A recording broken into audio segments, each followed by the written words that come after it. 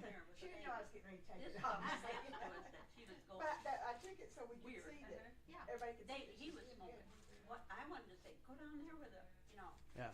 the woman had her baby down where they were smoking. There's something wrong here. Well, what I was gonna say though was I wanted to take just a day and go like do lunch in Oark at the old general store, and then come back to Ozark and go to Whitaker. Go to the wine cellars and eat supper there. Mm-hmm. Taste the wine. But, yeah. Mm-hmm. There you can. Yeah. And there's a dam or something we went by and seen. There's some real old church that's really kind of awesome out in the country out near there. Okay. That's really, we went by. Is it that Catholic church that's on the hill? Sherry, Huh? is it the Catholic church that's on the hill, kinda? Yeah. Yeah, it's Beautiful It's church. beautiful church. Yeah. Subiaco's up there too, which is. Subiaco's closer to Clarksville. Well, it is, you're right. On But the south side of the when I interstate. came from Russellville, I went through Subiaco to get to Whitaker's and Post and Sure. all those places. That's Yeah. what I was thinking. Post, that's what I was trying to think of. This girl I used to work with married into the Post family. I used to teach with somebody that was married into the Post family. They have all sorts of wine in the house. And I'm Yeah. like, I know. you married Now somebody you know why. Post. Now you know why. And they would, when the grapes were ripe, she would just bring bundles of grapes to school Hear it, but I can't. for us to. Yeah, we used to play. I used to play against Subiaco. I used to play against Altus, like all All those those little schools, Oark, yeah. all those little towns. That was our conference. I All those schools that have been consolidated into other schools. That's who we used to play against. have a really good friend whose son was a student at Subiaco, Mhm. and he got kicked out. Kicked out of Subiaco.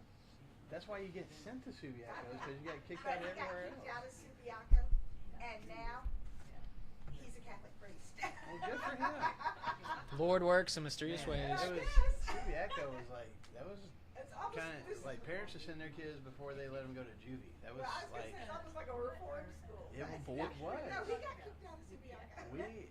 when we went to play basketball there, they locked our locker room after we left to go out on the floor because people were going to come in and steal stuff. Like they just. When we went back at halftime, we had to wait for the janitor to come back and unlock the locker room for us so we could get back in and, get our stuff. Yeah. In places he had been. One of our, we played Lincoln in Oklahoma. Mhm. I mean, they beat us, but they are the number one team in the state. Oh, and And one of our players got hit really bad out of bounds. I mean, he got hit really bad. I had him in class yesterday, and I said, I had you hooked up to my 65 inch. I saw how bad that hit was. And I said, I read your lips. You didn't say anything bad. He said, no, I didn't, Miss Weber. I didn't. But he Yeah. said, I want you to know that after the game, that player came over and apologized to me. Well, that's good. Wow. And I That's thought, really that good. was, he said that was the nicest team to play, even though they beat the snot out of us. Yeah. They were the nicest. You're respectful about it, though. They were respectful. Hey, years ago when Heritage was playing Little Rock Central, that was one. I mean, they beat the snot out of us, but at the end of the game, they were just Felt good. so respectful. And even like our school, Heritage started playing the alma mater, and they stood on the field with their helmets off and like almost at attention, Cool. while our school played the alma mater, and then they went off and stuff. Like you can teach. Oh, I know. And Central may not be like that now, but the coaches then were, very like, while we're playing, we're gonna Hey, Linda. beat the snot out of you, but when the game's over, we're gonna respect you. But it's a game. He didn't play well enough. But Yeah. Threw too many interceptions. it's really easy to be nice when you beat the snot. It is, but Sometimes.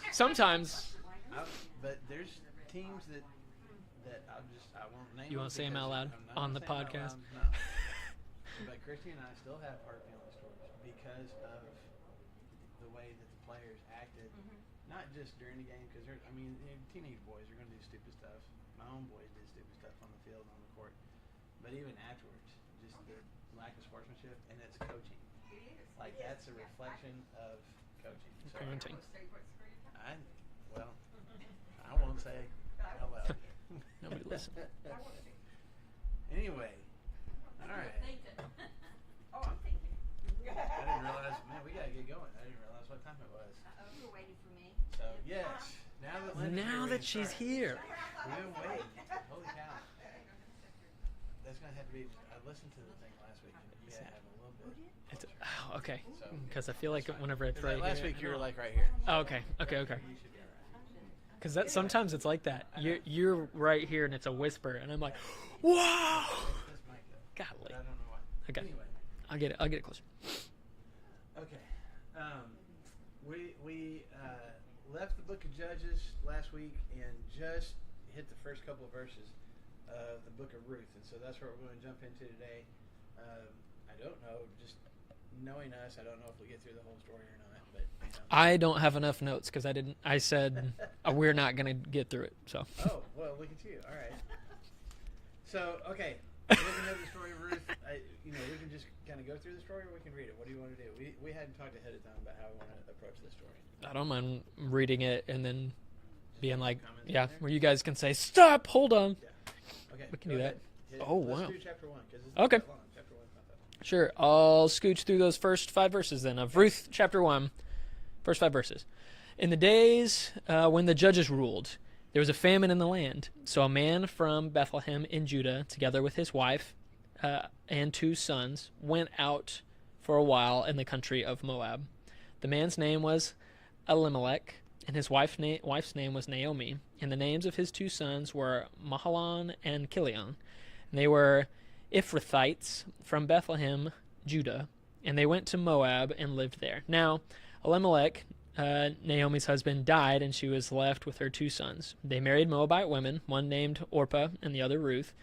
And after they had lived there for about 10 years, both Mahlon and Chilion also died, and Naomi was left without her 2 sons and her husband.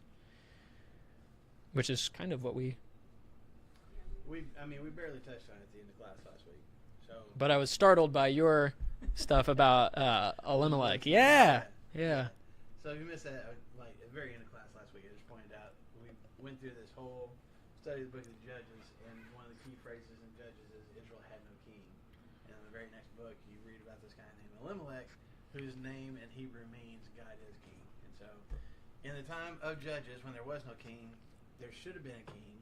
There was a king. They just weren't following him. But we got a guy whose name even meant that. Anyway, but Elimelech, yes, go ahead, please. Make a comment Sure. about boys' names. Yeah. I read this. Mhm. Not, I want to know because I don't know. Yeah. I'm not brainy about it. I read that the cultural norm of the time was to name children based on external events. And since the boys were born during the time of famine, Mm-hmm. the significance of Malone's name was it meant sickness or puny. Oh, that's unfortunate. And Chilion meant wasting. Wasting. Like Sickness wasting and, away. okay, so you named your child sickness and wasting. Mm-hmm. Okay. Because there was a famine. Yeah. Well. That's famine, unfortunate. Or, they ended up dying, so maybe it's something about their own physical, character too. It's like a lot of these Sickness and wasting away. Bible names. It's like, I wonder if they're going to live into it. Well, 5 verses in, sickness and wasting, both sickness and wasted. Yeah. So, and we talked about this again at the end of class last week. Where is Elimelech and his family from?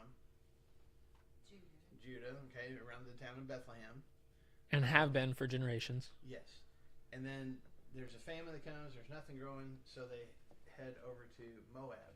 If you look on a map, you see the Dead Sea. I don't have it up here, but if you see the Dead Sea, Judah is on the west side of the Dead Sea. Moab is on the east side. So they either went down south around the Dead Sea into Moab. Probably not, because that would have been through Edom too. If it specifically said Moab, they probably went around the north side, across the Jordan River into Moab. We don't know what part of Moab they lived in, but they were there for a while. The Moabites, there's a long history that Israel has with the Moabites. Mostly negative. Mostly negative.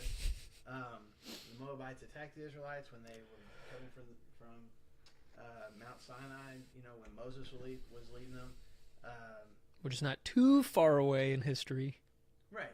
Could have been. Several generations. Yeah. But the Moabites were the ones that tried to get Balaam to pronounce curses on the Israelites. He ended up pronouncing blessings. But then if you keep reading, you kind of read between the lines and some of the stuff in Numbers, you discover that Balaam hatched another plan where he convinced the Moabites to get their daughters to marry the Israelite men, who in turn started worshiping the Moabite gods, and then Jehovah God got upset about that and caused a plague to kill 24,000 of the Israelites until Whoops. they got that fixed. Whoops.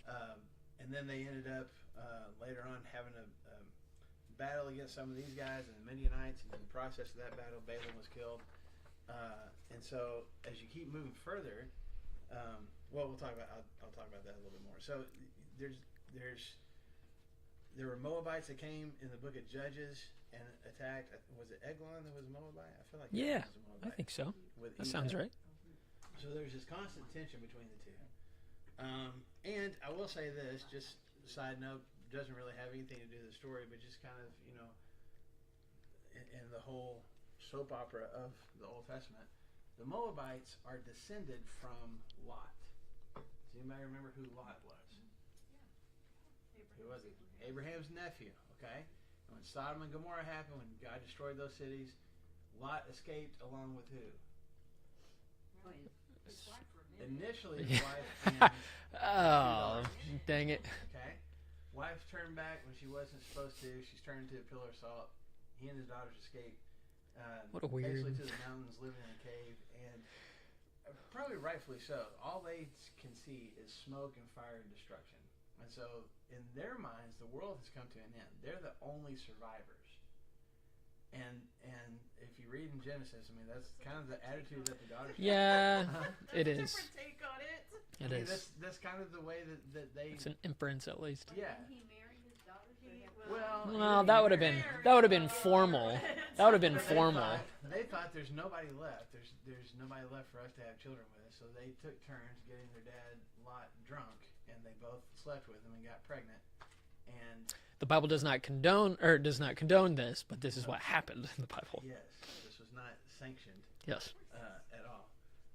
And the oldest daughter had a son who she named Moab. Or is it the younger daughter? I can't remember which one. There it is. And then the other one had a son named Ammon. And so the Ammonites and the Moabites are descended from Lot, who was relative of Abraham. So very, very, very distant cousins to the Israelites. Okay? Can add something to there. That doesn't stop the violence and the conflict and all that kind of stuff. Go ahead. I had this in my notes for one of the last things that we talk about, but I feel like it works out. Yeah, it works out well. There was division. I don't know about hatred, but they were definitely enemies of each other. Of we don't need to be around each other. And there's actually some laws that I found in Deuteronomy chapter 23. That's what I was going to talk about too. Oh, at the end or at the? Kind of in the middle. No, okay. Well, okay, we can do it. So if you want to write it down, it's Deuteronomy 23 verses 3 through 6. I probably had it more artistically right here of like, ooh, Deuteronomy 23 verses 3 through 6, and it says, "No Ammonite or Moabite." Oh, this is both of Lot's daughters' sons' names, or any of their descendants may enter the assembly of the Lord, not even to the 10th generation. So they're not able to come in front of God. "For they did not come to meet you with bread or water on your way as you came out of Egypt, and they hired Balaam, the son of Beor, from Pithor in Aram Naharaim, to pronounce a curse on you," just like Marshall just talked about. "And however, the Lord your God would not listen to Balaam, but turned the curse into a blessing for you, because the Lord your God loves you. Don't seek a treaty of friendship with them as long as you live." So they're not able to come into the presence of God, into the assembly, and don't even be friends with them, actually. Or a treaty of friendship. Like, hey, we may not like each other, we'll be on the same side. We're not even going to be allies. We're not going to be friends. Yeah. So I don't know about hatred, but there definitely was some, Animosity for sure. yeah, which is very close to it. The Moabites were not supposed to interact with the Jewish people. Right, and part of it was because of the gods and goddesses that they worshipped too. Mhm. Because the Moabites worship guys that specifically, part of that worship would involve sacrificing your children. And so later Not great. on, as we moved in through Israel's history, that we're not going to bother with today, you see different kings of Israel allowing, and maybe even themselves, following some of these gods and goddesses and sacrificing their own children. So that's part of the reason why God was like, they are long gone. They are so far from what I want them to be. But I know that if you interact with them and you let your kids get married, you're not going to pull them up to where you are. They're You'll going go to down. drag you down to where they are. And so he never wanted that kind of relationship with them. Now, having said that, it seems like the Moabites are fine with Elimelech and his family, moving to the area. And another side note, David, later on when he's on the run from Saul, he's worried about his family, about Jesse and his family, Saul doing something to them. And so he takes them to the Moabites and finds a place for them to live within Moab so that Saul will leave Refuge. his family alone. Saul's not going to take his army into Moab to find David's family. And so there's still some connection, even though there's this kind of animosity. There's some,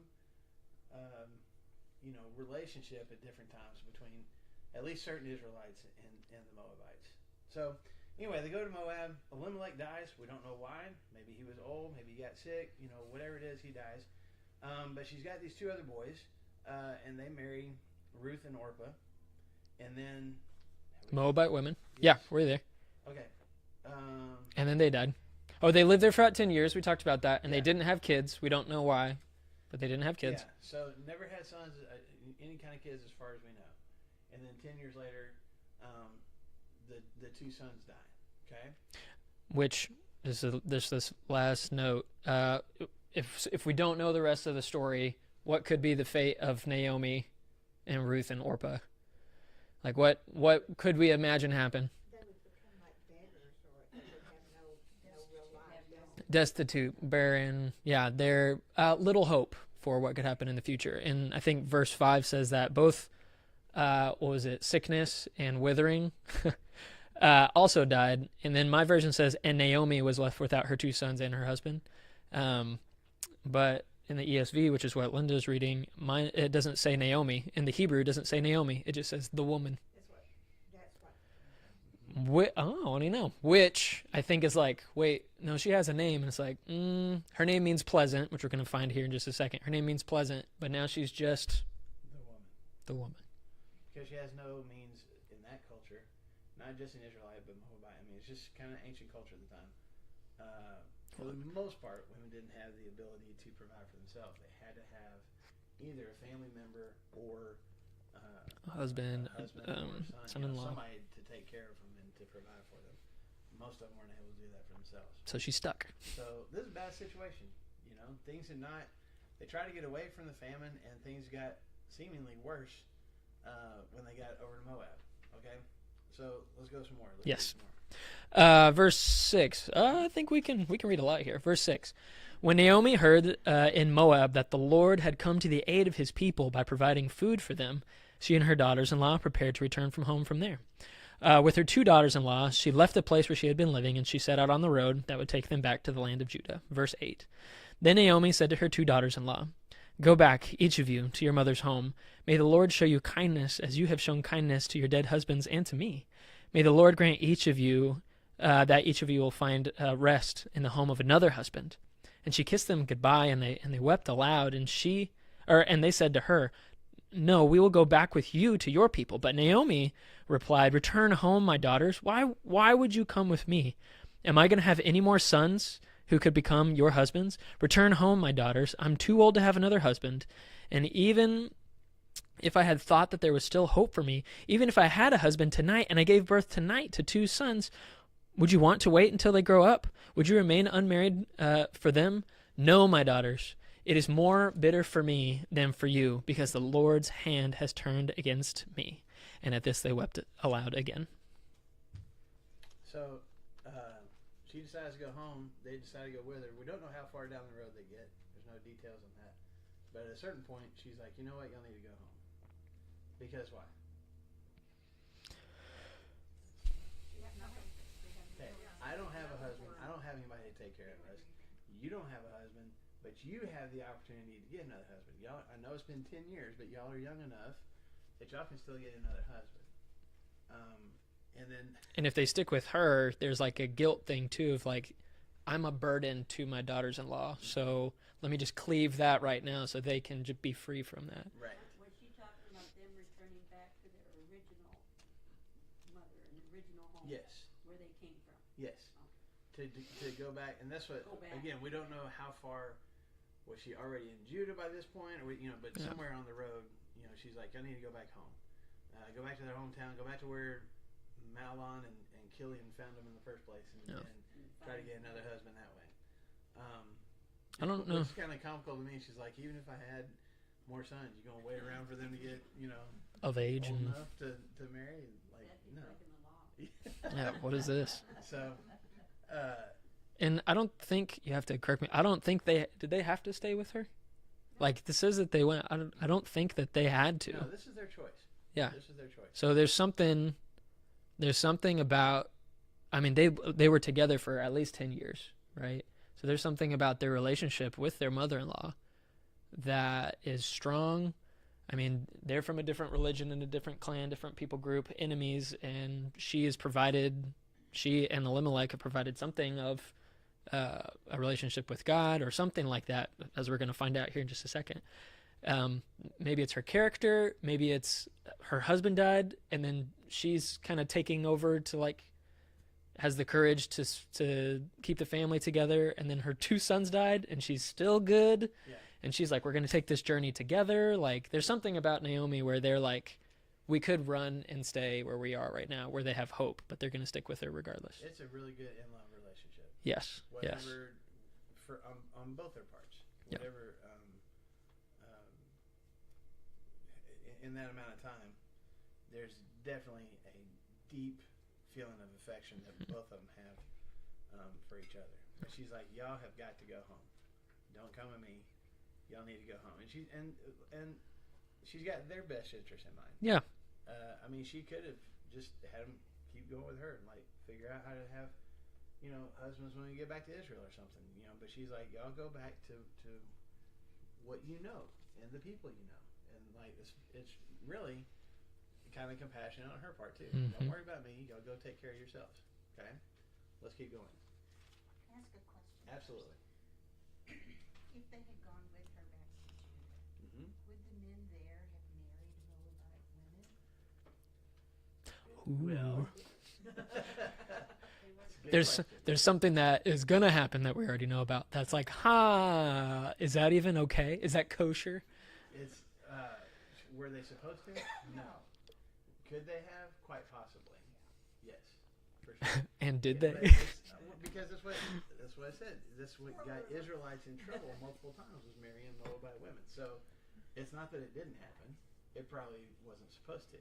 Which could be a theme that we talk about at the end of this book of why is this here, besides being a nice glimmer of hope for hey, this happened near the Judges. But also it's the Jews, we talked about our Galatians study a year ago, 2 years ago, however that long was, and how difficult it was for Jewish people to bring people from the outside in.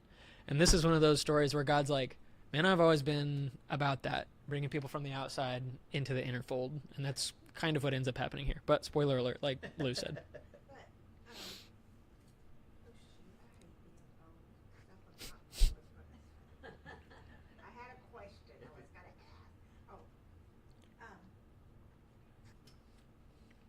Tell you what, let's wait about 10 minutes and maybe it'll come back to me and I'll interrupt and ask them. Guaranteed it happens in 10 seconds. In that culture, when a woman married a man, she became part of their family, more so than what today is. I mean, they lived a lot in the same houses or the same area, because I was thinking about when Isaac, when they sent Isaac To go get Rebecca. to bring a wife back. In that culture, they totally left their homes and everything and became part of it. Yeah. It's like they didn't have family anymore. These were their family. Right. Yes. Yes. You were now a part of this family, and that was part of the. I mean, we talked about dowry before. That was part of the business transaction as far as marriages are concerned, where a lot of times the groom's family would pay something, livestock, gold, maybe a combination of both, to compensate for. Because women were used, either kind of as property, but definitely as workers. Like, they're going to be out working the fields, they're going to be taking care of the home. Now I don't have this daughter that's going to be here. She's going to do that for your son now. Well, I need compensation for that. And so they would work out some kind of a bride price, to make that happen. So but again, you're stuck with these three women. None of the three of them have husbands. But don't normally their husband's brother offers to marry him? Whoa, whoa, whoa, whoa, whoa. Yeah. Whoa, whoa, whoa, whoa. Sherry brings up a good point. No, they do. Yes. You're right. They You're marry right. him. You're right. Exactly. Fantastic, because Uh-huh. that's part of the story coming up. Yes. You were right there. Yeah, You were right you're there. on the right path. Yeah, because they're. Interesting that the Moabite women go to live with the Israelites, but yet their religion becomes the Israelite Yeah. religion. So how strong women, these Moabite women, were in their religious beliefs to influence their husbands and their families to worship their gods. Yes. Interesting. So part of, for those watching online, it was Connie was making a comment about these Moabite women having a religious influence over their Israelite husbands. But part of that was also because of the way they worship. And I talked about sacrificing children. There's also a lot of sexual activity that went into worship with these guys as well. So there would be something that let's just call it what it is. There's some of these men who are like, oh, really? We can go have sex with a prostitute And call that worship? I'm in. All right, let's do that. So there was, but to your point, there was a lot of influence that these women had, even if they didn't necessarily have rights and the ability to maybe even have property of their own. Sometimes there was still quite a bit of influence that they could have over their husbands for sure. But going back to Sherry's point, yeah, with these, if one brother had died, like let's say Orpah's husband had died. Well, Ruth's husband, his job was to, his duty was to take her into his home and have children through her, and they would, I think they had to call the firstborn son by the name of the father that had died, so that clan and that that branch of the family tree could continue. Yeah, but both sons are dead, so we don't have that opportunity now. So it's like it's Unless- basically clean The slate. son's brothers, they must have had more brothers. And don't normally. No, their that's the point. She had two sons. Naomi has two sons, Yeah. Mahlon and Kilian, Oh, so and they nobody had else. no one. And So there both is of them no died. hope. Yeah, 'cause So there are usually- no brothers. Yeah, but usually like the Mhm. mother-in-law would have said, okay, now marry Yes, your brother-in-law. yes. And there's another story in the Old Testament, back in Genesis, where we run into this whole problem, where Judah had a son, had multiple sons, and God killed them got all. mad at one of them and killed him, and so the brother was supposed to impregnate his sister-in-law, but he didn't want to, and so God killed them. he made sure that It didn't happen. he did not complete the transaction Jeez. and died because of that. And so then Judah was like, well, I'm not giving my third son. The first two died. I'm not going to give the third one, even though he was supposed to. So it seems odd to us nowadays. I mean, it does seem odd, but there was just kind of the way, especially in a very agrarian society where you've got land and you've got it's just kind of like this is defining my existence. I have property, I have land that I pass on to generations after me. It's not urban. It's everybody's kind of tribal and it's just kind of the norm. That's just what you did. And I'm like, at my core, I can kind of see why this happened, because I've had joking conversations with Bradley, my little brother, who's 8 years younger than me, of like, hey man, if I go, he's a Christian too, obviously. It's like, hey man, if I go, like, you got to marry Morgan, man. And they're like, oh, whoa, what? Oh, he's like, yeah, I was like, hey man, like, he's 22, 23, just at the beginning of his life and stuff. And he's going to undertake 3 children and my financial debt of a house and all of that stuff. And he's going to take that. But at its core is like, Morgan will be provided for. My kids will have a surrogate father. And what the momentum that we have going moving forward will still continue to happen, instead of, which is the unfortunate part of what happens today, of like, you can be left alone. And unless you either remarry just somebody random, which is what we do in our culture, then it doesn't stay in the family, because it's a different family and everything. This is all about family. It's all about tribes, and it's all about we're looking out for each other and keeping each other together. But that happens later. We don't know about that yet. Yeah. Well, we do know about that, but we don't know about that yet right here. That's behind. My husband had no Yeah. brothers, only sisters. Yeah. Then Naomi. Normally, then a cousin would have stepped in. I mean, if You're right. Okay, Sherry, let's stop right there. Because you're right. Everything you're saying. Everything you're saying is right on on track, man. She's You're watched the on it. movie already. You're She's on it. spoiling it for us. In the New Testament, even the Sadducees were, they tried to trick Jesus with that over the resurrection. Yeah, who's the? Has died. He had like seven wives. brothers. Whose Yeah. wife is she going to be in the resurrection? Yeah. And so evidently it was still a common thing. Yeah. For sure. It's the it. I mean, it kind of faded, but you still see a little bit of traces of it nowadays. I mean, if somebody, if a widower marries another woman, and then he ends up dying, how many fights are there in our court system nowadays about who gets what, who's actually entitled to the property and stuff? Too many. There's still some hints of this, who actually gets to have the property or call the shots or be the leader of the clan for the whole family because of trying to keep the family tree going. So God had a plan for His people at this time. That made sense. So, good questions. Let's keep going. We left out. Let's see what their reaction is. She's told them to go home. So verse They 14. cry Verse again. 14. Oh, and then Orpah kissed her mom-in-law goodbye, and Ruth clung to her. Yeah, is Orpah making a bad decision? Is she evil for leaving her mother-in-law? Honestly, Naomi has a good argument. You're like, oh, what are we going to do? And so she leaves and goes to do that. And my version says that Ruth clung to her. And the Hebrew for clung is like glue, or like joining two boards together in a way that they don't come apart. Yeah, fast. This is the hug that that your grandma used to give you. You're like, let me go. I can't breathe. It's that kind of like a spiritual. She clung to her. And Ruth replied, oh, wait, no. I'm sorry, Naomi. Look, said Naomi, your sister-in-law is going back to her people and to her gods. Go back with her. She's like, she made the right decision. You need to leave with her. But instead, Ruth is holding on tightly. And Ruth, beautiful. Ruth replied, don't urge me to leave you or to turn back from you. Where you go, I'll go. Where you stay, I'll stay. Your people will be my people. Your God will be my God. And where you die, that too is where I will die. And that's where I will be buried. May the Lord, all in caps, Yahweh, deal with me, be it ever so severely, if even death separates you and I. And it's a pretty good argument. When Naomi realized that Ruth was determined to go with her, she stopped prodding her, stopped urging her.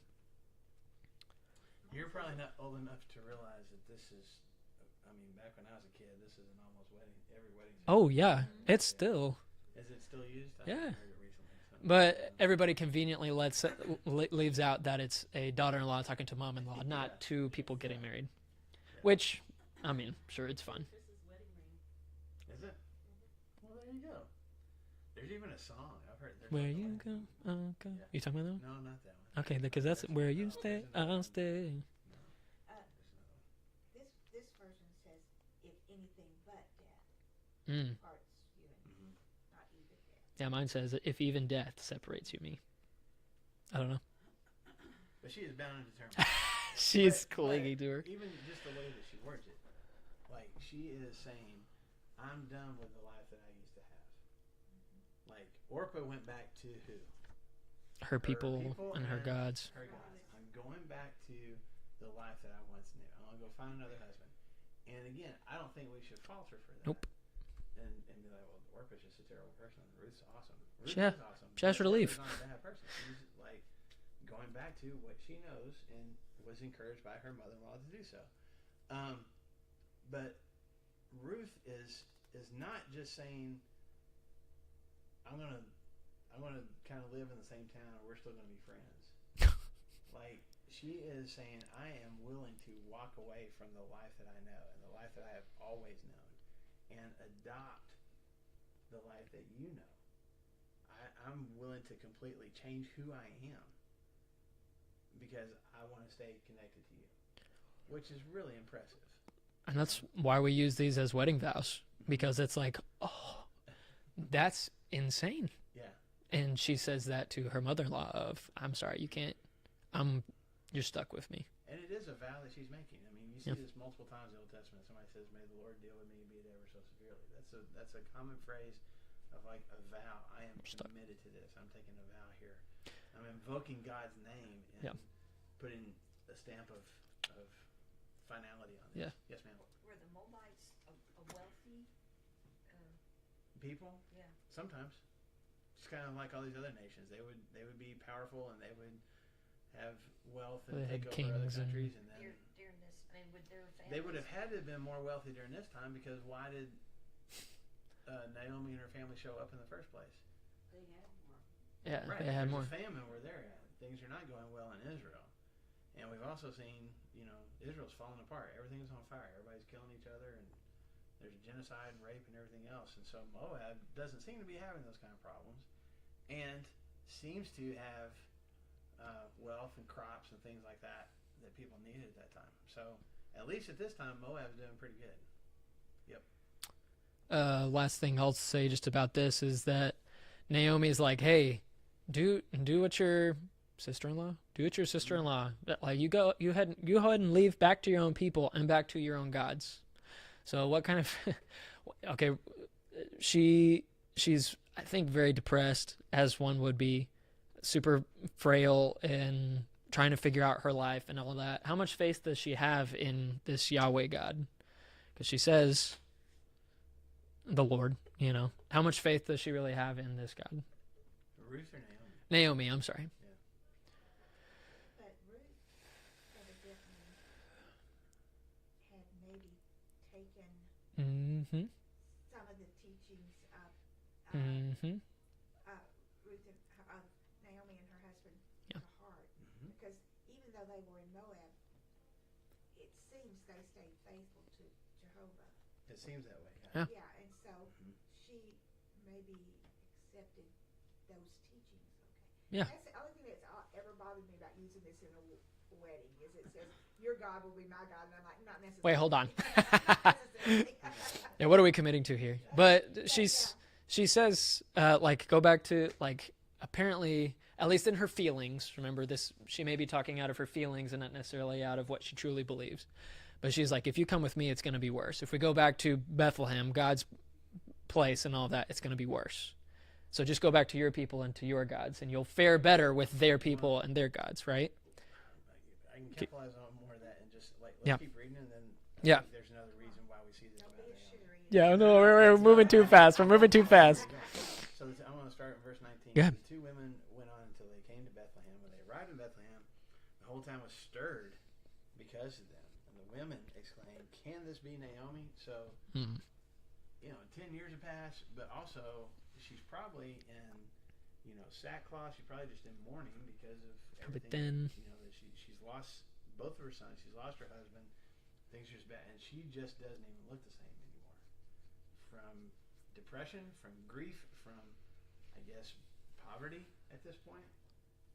So you kind of get this. If you think about it, there's probably an opposite snapshot of when they left. Hmm. They had property. We'll find that out in chapter 4. Mm-hmm. Like Elimelech was a man of some kind of standing. He had property. He had a family. Things were going good. And Naomi's name, we'll see in just a second, means pleasant. And she was fulfilling that. She had a pleasant life. Not necessarily the wealthiest woman in the world, not necessarily the most powerful, but she had a good life. And she comes back, and she is destitute. Physically, and I think from what they're describing here, Spiritually too. emotionally. Oh, yeah. And therefore, spiritually. Okay. It says the whole town was stirred, but wouldn't it have mostly just been the women because the men were out harvesting? Oh, probably. True. Yeah. And this is we think of the whole town of all of Bentonville. This wouldn't be, I don't even know how big Bethlehem would have been at this time. I would guess several hundred people. I don't know. It was always kind of a small town. I don't know. But even when the men would come home, their wives would tell them. I mean, this. Dude, this is Naomi's the talk of the back. town. Naomi came back. Elimelech's not with her. There's been 10 And she's got this foreign girl that we don't know. She doesn't look like us either. And everybody, it just kind of became the talk of the town. Everybody's talking about it. It's like whenever soldiers come back from war. It's like, yeah, this guy returned, but it's not the same guy. And Like, everybody knows it. yes, like this person left a part of them over there whenever they came back. They are the same person, but they are not the same person. Okay, well, look at how Naomi describes it. She says in verse 20, "Don't call me Naomi." What does Naomi mean? Pleasant. She's like, "Don't call me pleasant. My life is not pleasant. I am not pleasant anymore. Call me Mara." What does Mara mean? What's your footnote say? Bitter. Bitter. Call me bitter. Don't call me pleasant. Call me bitter. Which, you know, I don't know, that, like, you want me to call you bitter old woman? Is that what you're asking? If we're going with her children that were named Sickness and Wasting, she's like, if this is who I am now, you just call it like it is. Call a duck a duck. It's bitter, not sad. Yeah. You know, it's Yeah. not heartbroken. Yeah. It's bitter. There's a little bit of Yeah, anger. and just, kind of Anger wild. and mm-hmm. But why blame it on the Almighty God? Okay, well, let's keep reading. Sherry's like, we have to get through this story. We have to get there. Ahead today. Man, just wait. Jesus rises on the third day too. He comes back. I know, but you don't. Man. Here we go. Call me Mara, because the Almighty has made my life very bitter. I went away full, but the Lord has brought me back empty. Why call me Naomi? The Lord has afflicted me. The Almighty has brought misfortune upon me. I've got so much. Just a negative aspect on life, right? I went away full. Not just full with possessions. I had a full family. I had a husband, I had sons, and now I've come back and Which, go ahead. no, yeah. I just lost everything. Yeah, which is interesting because why did they flee? Because their stomachs were empty. But she said, I left full because I had everything that I needed. Yeah. You know, we're, I had yeah, sons. I had value. I had all these things. And so even though I left with an empty stomach, I left full. Now I'm coming back empty in all the ways, even though the harvest is starting. Okay, so going back to your question. Yeah. So Yes. Here's Yes. the thing, going back to what Sherry was saying. What does she call God here? Twice. Almighty. Yeah, Almighty. You got a footnote for what the Hebrew word is for that? El Shaddai. Okay. So, Shaddai, Hebrew word means Almighty. The Hebrew word, I mean, this goes back to a long time ago. Y'all remember why I did a sermon series on the names of God? It's like 6-7 years ago. Yeah. Shaddai literally means the mountain one. Okay? So you can talk about that being the God of the mountains. When Abraham went up, he lived in the mountain area, and that's where God met with him. But it also carries this connotation of mountains don't move. They are solid. They are reliable. It's what you can always trust in. And so throughout at least the book of Genesis, whenever, or just really often, that's the name that Abraham used to refer to God. He is God, the mountain one. God referred to himself that way. It's his covenant name. It's the name that God uses when he makes his promises, when he makes his covenant. We got Yahweh, that word Lord that's in all capital letters. It's God's personal That's name. like his personal name, like the God who is, right? But God Almighty is the name that God uses and the name that his people use when they're talking about the God who keeps his promises. Twice, she refers to God by that name. What do you think? Moses went up into the mountains to make the Ten Commandments. Right, He didn't right. do it on the ground. Mhm. Up. Exactly. So what do you think, why do you think that she used the name, the God who keeps his promises, God the mountain one, the God that doesn't change? Because you Why could did have, she use that name yeah, when she's talking could have just about said God here? Lord. Because what came to my mind first was God had told them not to not to be among the Moabites, Mhm.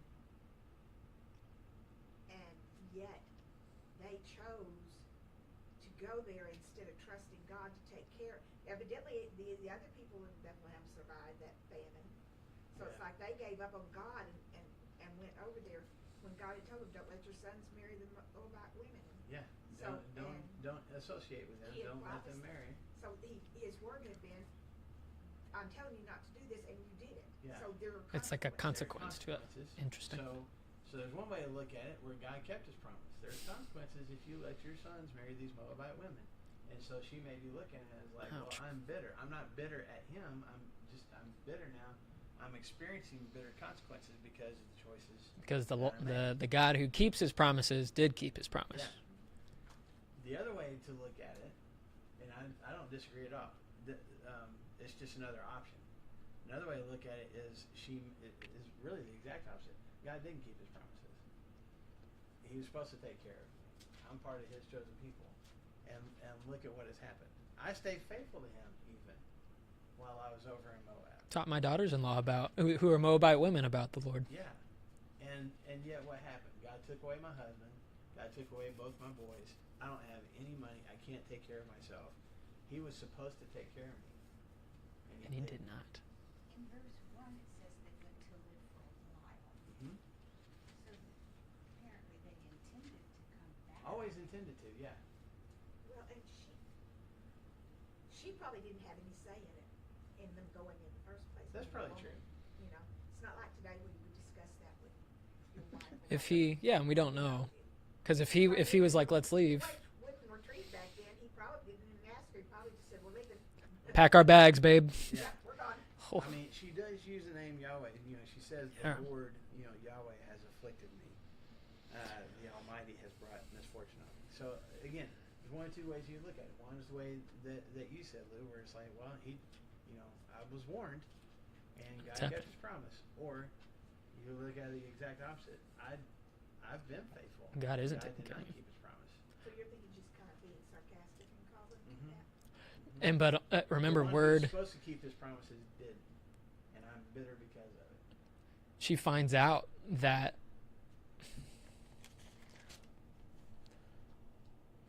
when Naomi heard in Moab that the Lord had gone to the aid of his people. Isn't she his That's people? found out that- yeah, that's actually Like, what the famine was. Oh, so he's taking care of the people in Bethlehem, but aren't I his people? So, and then it's also like she wants to be called bitter. Is she bitter at God? Is she bitter at herself? Is she just, like, where's the source? Like, she's just living in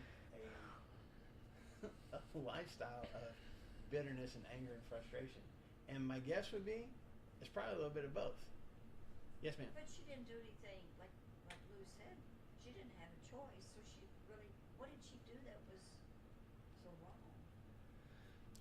May not be a right wrong So maybe thing. that's why he let her live. Maybe. Yeah, I don't know that she did anything wrong. I don't know that you could necessarily. I mean, besides letting their sons marry Moabite women that they weren't supposed to do, but that doesn't even seem like it was just the most awful thing. But I don't think, did she have a choice?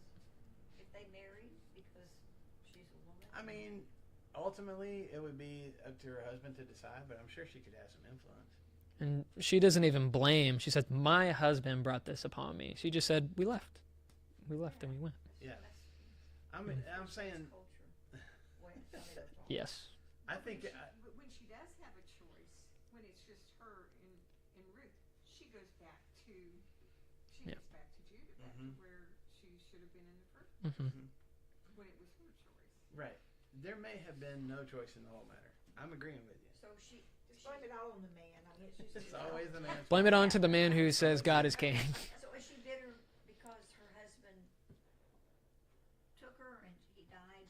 Or is she bitter, like you said, at God for the events? Or Yeah, I would say my yes. answer is yes. She's just bitter. If that happened to any one of us, This is unhappy. we can understand. But is that when, like a stage of when you lose someone? yeah, the A stage of grieving grief? process. Yeah, anger and bitterness, and part of it, like, it's internalized. Why didn't I tell him? Why wasn't I Yeah. stronger Yeah. about staying here? Hmm. Part of it is, could I have done something different to keep my sons alive if they were sick and all that kind of stuff? Why So did she I? just blames herself for. Well, I she think- at least I calls think it herself. rotates. I think she's mad at herself. I think she's mad at God. I think she's just mad at life. I think, and that's why she's like, "This is who I am now. Mm, I am bitter. I'm just bitter. This is who I am to my core now." And it bounces back and forth with who's to blame for it, just like it would with I think Yeah. any of us. Yeah. Yeah. you get mad at God, and then you get mad at yourself, and then you get mad at other people that don't even have anything to do with it. I think that's where she's at now. So I think even as she's calling out the Almighty, there's part of it that she's like, man, I should have known that this is what's going to happen. But at the same time, she's like, but This isn't how fair. do I know? This isn't fair.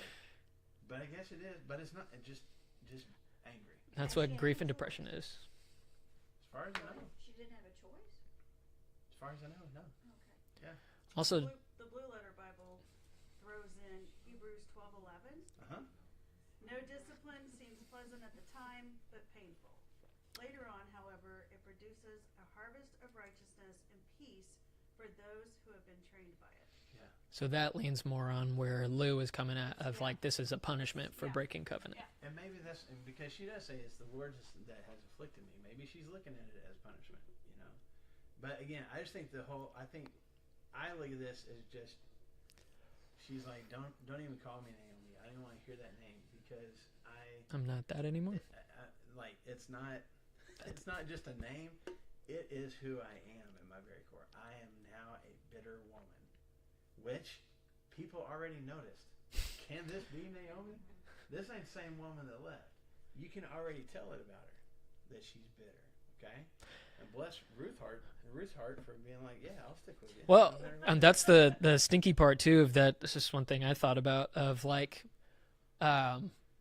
our feelings all of our feelings are real and they're visceral and they can impact the way that we feel about things, the way we feel about God, the way we feel about people and all of that. And I think she's right. She is like, she left full, but she feels empty.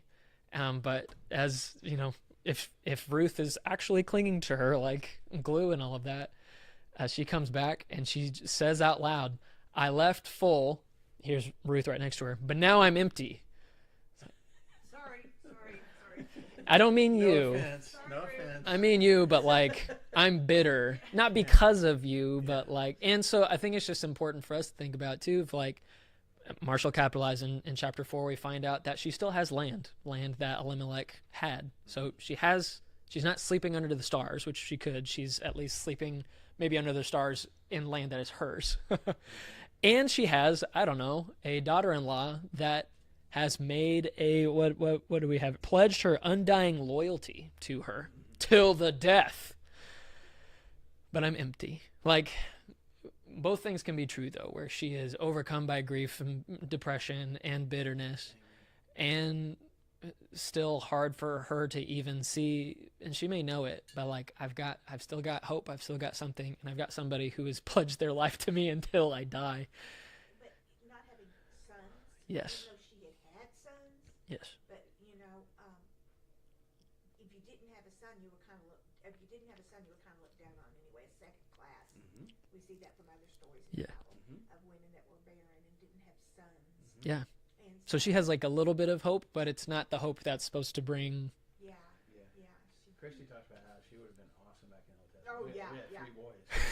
Yeah. High and mighty, 70 donkeys, the whole thing. That's right. Hey, real quick, let's get into a little bit of chapter 2 while we got just a few minutes left. Verse 1, Naomi had a relative on her husband's side from the clan of Elimelech, same clan. Sherry. A man of standing, whose name was Boaz. And Ruth the Moabitess said to Naomi, let me go to the fields and pick up the leftover grain behind anyone in whose eyes I find favor. Naomi said to her, go ahead, my daughter. And so she went out and began to glean in the fields behind the harvesters. And as it turned out, she found herself working in a field belonging to Boaz, who was from the clan of Elimelech. So, they have, again, in chapter 4, we'll find out, like, Naomi still has whatever property Elimelech used to have, 10 plus years before this. They still have ownership of that. And that's the way it would have happened back in the Old Testament. Like, you still would have had, there's a certain amount of time that would have to lapse before that land was not yours anymore. And then in the year of Jubilee, which is every 50 years, you would get it back. It would be, even if somebody else bought it or took it over, it would be given back to your family anyway. But she's got it. But even if she got land, does she have the ability to do anything with it? She's too old, and it's just her and Ruth. They can't get out there and farm this land, and they can't afford to pay workers to go do anything with it. So they're just sitting on this property, and they don't have any way to provide for themselves. So Ruth says, let me go out and follow behind the guys that are gleaning the fields right now. That was not uncommon. As a matter of fact, God provided for that. If you go to Leviticus chapter, you can just write this down, but Leviticus chapter 23 and verse 22, this is in the law. God told people, when you harvest your grain, don't go all the way to the corners. Like kind of round off a little bit. Don't go all the way to the corners. And if stuff falls off the wagon while you're, or while you're binding up stuff, leave it. For what purpose? Specifically for poor people that don't have land like you do. Let them go. They can have that for themselves. Don't take everything for yourself, and don't go back and clean everything up and get all the spots that you missed. So, Ruth, whether she knew this or not, I don't know how she found out about it, but she's like, hey, let me go to some of the fields, and I'll go over in the corners, or I'll follow behind the harvesters, and I'll pick up some scraps. It's not going to take a lot. It's just the two of them, So let me pick up what I can. And then Naomi tells her to go ahead and do that. And whose field does she find herself working at? Boaz. Now, she don't know Boaz. She has no idea who Boaz is.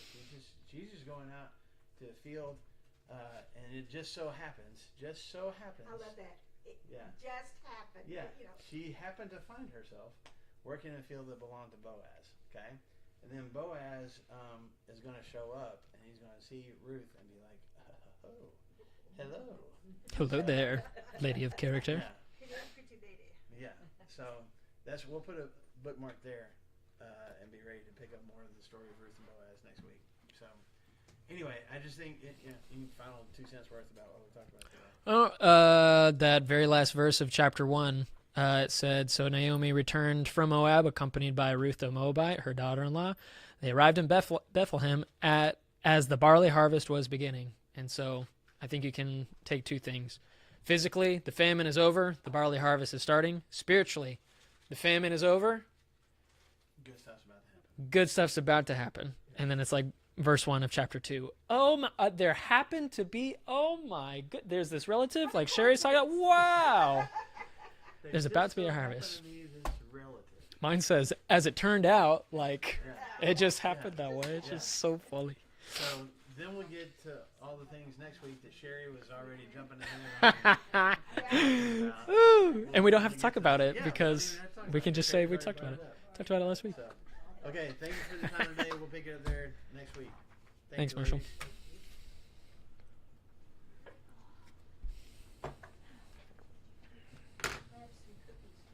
Yes.